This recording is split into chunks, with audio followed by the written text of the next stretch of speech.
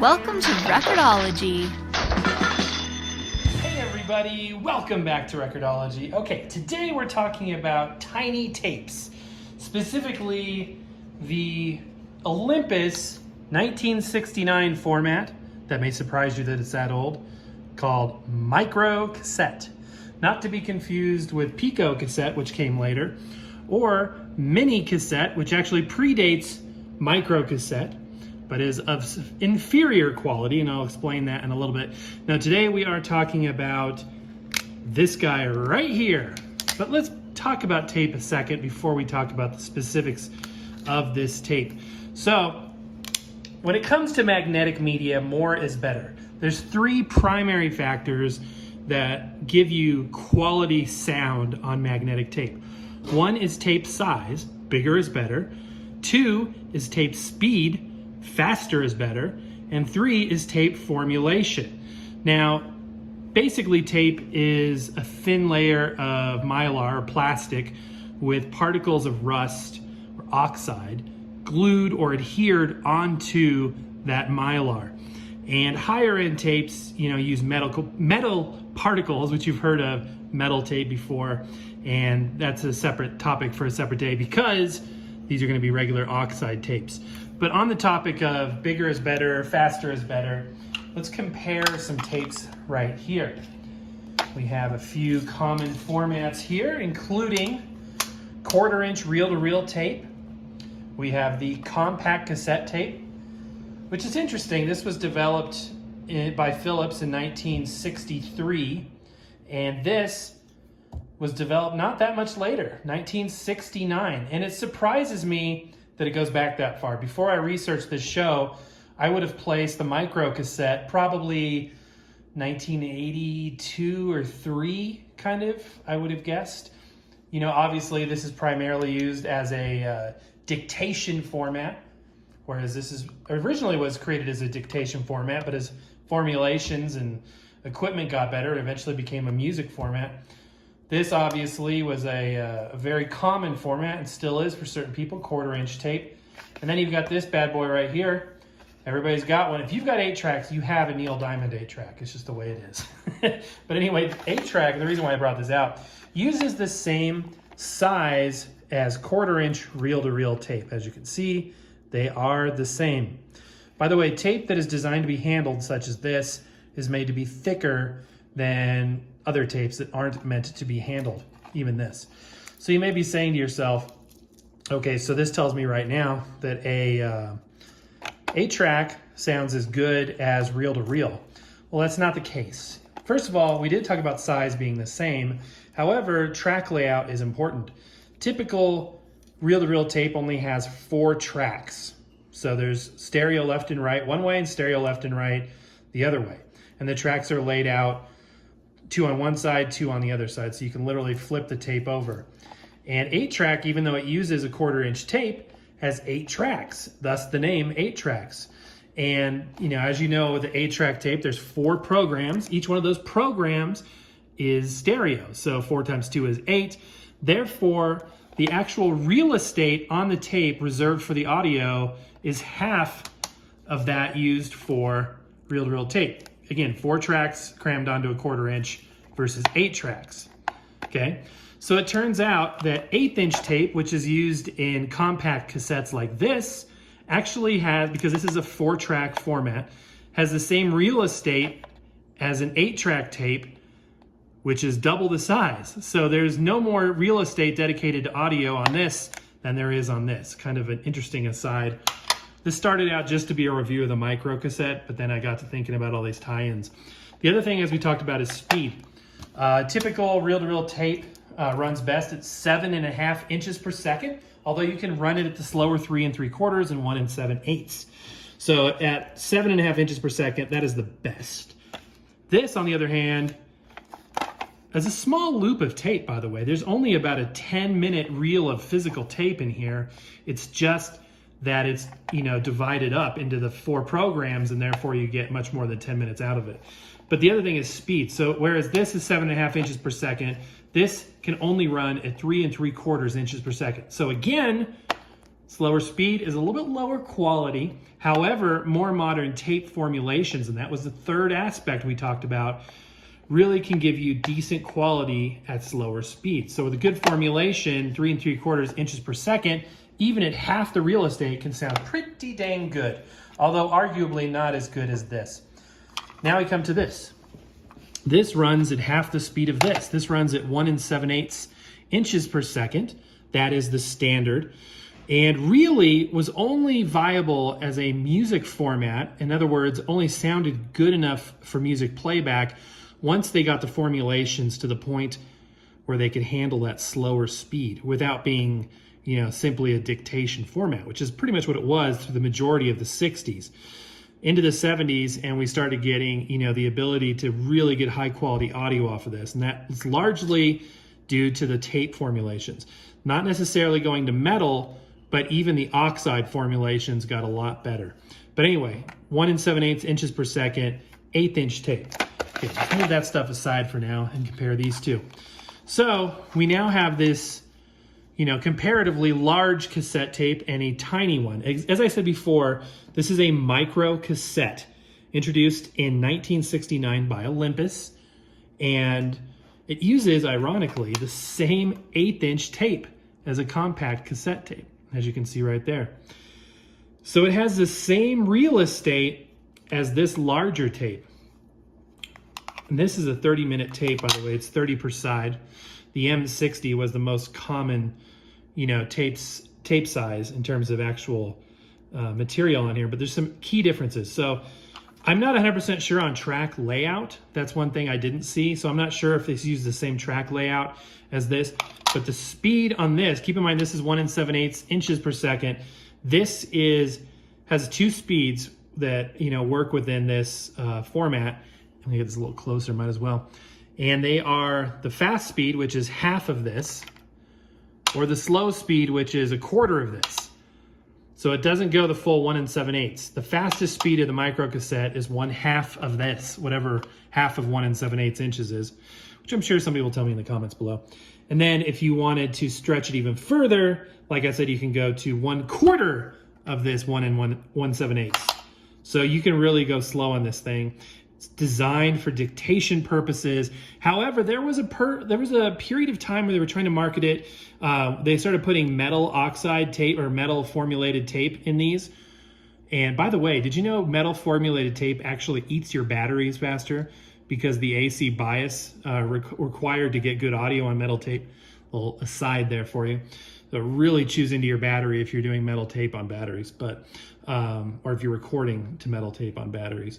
But anyway, so this little guy right here had a period where they were trying to market it as a music format. And no, it's not the same thing as a pocket rocker, although that also used 1/8" tape. But no, this is its own thing. And for a period of time, you could buy little Walkmans for it and stuff like that. I don't believe any pre-recorded music, or not much, was released on this format. Now let's talk about this. A couple differences between its big brother here. First and foremost is that it actually spools in the opposite direction. So this thing is rewound to the beginning, even though it looks like it's at the end, and it spools backwards. It is capstan drive. If you look really carefully, you can see there's two pressure pads, one right here and one right there. It uses two separate heads so that when it's going in one direction or the other, you get a completely different head, which is really interesting. Again, it is capstan driven. The lesser format, the mini cassette, was actually not capstan driven, it was reel driven. So similar to a rim drive, it actually pulled the tape across the heads with the spools of tape. That, just like a rim drive tape recorder, resulted in inconsistent speed. So the sound, the pitch would change from beginning to finish. But anyway, all right, enough of that tape. Let's talk about the recorder. Again, this is a very common brand, Olympus. They invented the format, so they made a heck of a lot of products to go with it. This is the Pearl Quarter. I love that name, Pearl Quarter. A lot of time goes into naming this stuff and coming up with names that are evocative of things they want you to think of. So Pearl, high end, perhaps clean, clear, very interesting. It's a very nice feel in the hand. It's designed for one hand operation. You can access all the controls up here. We've got a little tape counter, a built-in speaker, which we're going to test in a minute. It does have this annoying thing where, let me flip it around so you can actually see it better. It does have these annoyingly tiny jacks. So that is not a typical 1/8" jack. I guess it would be called like a 1/16" jack. I'm not 100% sure, but it's miniature and it requires an adapter to plug into a regular like headphone or aux jack. That is annoying. It's also got a power input if you need it. There is the speed select. Again, the tape counter is manual. You can reset it like that. Up top, you've got the typical transport controls. Looking around this side here, we have the volume and index button. And this is an interesting adjustment up here. You can listen to playback fast playback, because you can perceive audio faster than you can speak it. So you can listen to dictation at a faster speed. And if you want to do that, we have it turned off, so we're going to hear it in as close to real time as possible. That's a recording indicator light and a mono microphone. And that's pretty much all there is to it. That's a recording light. Let's go ahead and open it up. There's not going to be much to see inside. It is all metal construction on the inside there. There's 3 cap stands. And there is a single pinch roller right there. So the drive cap stand, these must be guide posts, not real cap stands. The pinch roller is right here, and that's the drive cap stand right there. Very interesting. I cleaned this out with deoxit. I literally just came across this while cleaning out a box the other day, so that's what spawned this whole idea. Now, one thing about my device, I don't know if you've caught it yet, but there's a significant pinch right here. Looks like those are motor speed adjustments too, by the way. Interesting. It is powered, by the way, 2 AAA batteries, which is very common for this format. But if you look at it, it's got a bit of a ding to it. It's a little bit bent right here. So my unit has a little bit of speed inconsistency, so it's not the best demonstration of the format compared to another one, but it'll get the job. And I thought it'd be interesting anyway, you know what I mean? So, all right, enough babbling, enough chit chat. Let's go ahead and listen to the tape. Now, what we're gonna do, and I thought this would be cool, is we're gonna listen to some on here on the speaker built in, and then I'm gonna connect it to some nice speakers, and we can really see what the potential is, specifically with music. So there's a little bit of talking and then music as well. Okay, this is a test of the Olympus Pearl Quarter L250 microcassette recorder. We are using the built-in microphone, the mono You microphone. hear a little wow and flutter And there. as I've explained, this device has exhibited some interesting characteristics. I think at least partially due to the fact that it looks like it was pinched or bent, and there's inconsistencies in speed. And I would say that the issues that we're experiencing are probably specific to this device more so than the technology. Regardless, I wanted to do a test of not only playback on the speaker, but playback on a direct feed into some nice speakers, specifically with music. So, enough of my babbling. Here's some music.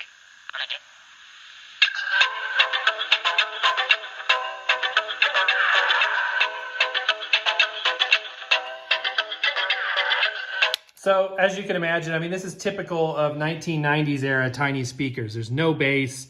They're very specific to those higher frequencies. I mean, it is tuned for speech.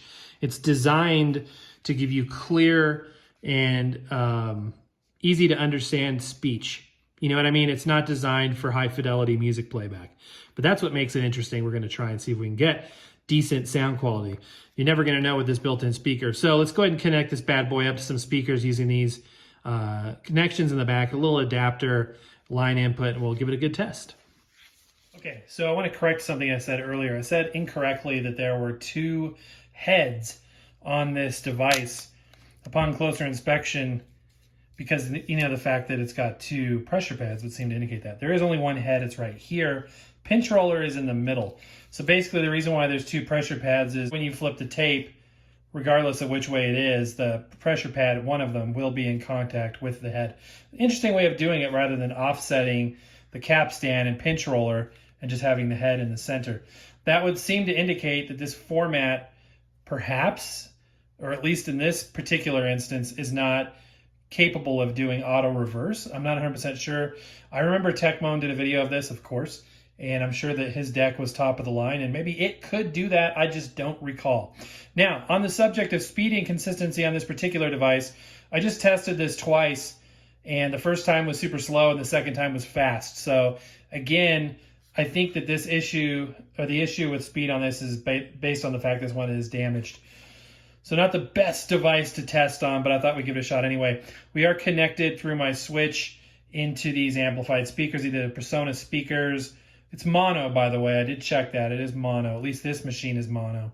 I'm not sure if the tape itself is capable of stereo, if the format had stereo, but this particular one is mono. So without further ado, hopefully we get decent sound out of it. Let's give it a listen. Is a test of the Olympus Pearl Quarter L250 microcassette recorder. We are using the built-in microphone, the mono microphone, and as I've explained, this device has exhibited some interesting characteristics. I think so. What an unpleasant sound. Sorry about that. So as you can see, the fidelity just is not great on this device. There's a lot of background noise, a lot of hiss. So I'm not sure if the music is going to sound that much greater than it did on this little speaker, honestly, but let's give it a listen. I'm going to fast forward. Sorry about the screaming live fast forward there.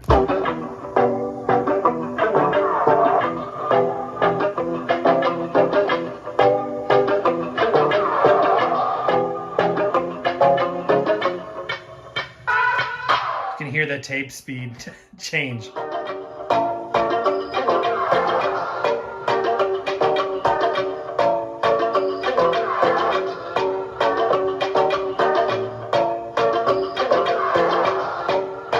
Would like there to be some bass so we could test that.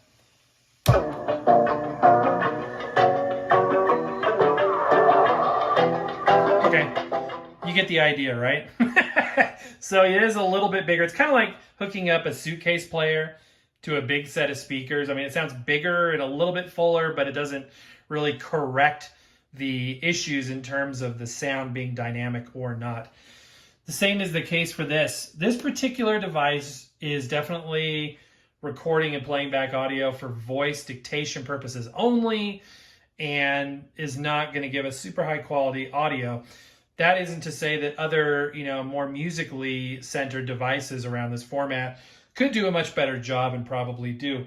Again, I just dug this out of a box, so thought we'd give it a shot, play with it, talk about the format, learn about it together. I learned about it doing the research for this. You learn more by teaching than you do by anything else, right? So a cool little device, very nice design, feels good in the hand. People born before, born after, say, 1985 probably have never heard of this or seen this and, are baffled by it. But it's an interesting little footnote in the history of magnetic media, and it was used for a long time in medical dictation. My mom did medical dictation for a number of years, and, this was a handy little device. Throw it in your pocket, battery powered. Now, obviously, this is yet another thing that your phone can do, right? Is dictation and audio recording. And it probably does it better. And it's instantly shareable, you know what I mean? But for a period of time, this is the way to go. All right, guys, hope you enjoyed this. That's going to do it for today. Happy record hunting. We will see you tomorrow.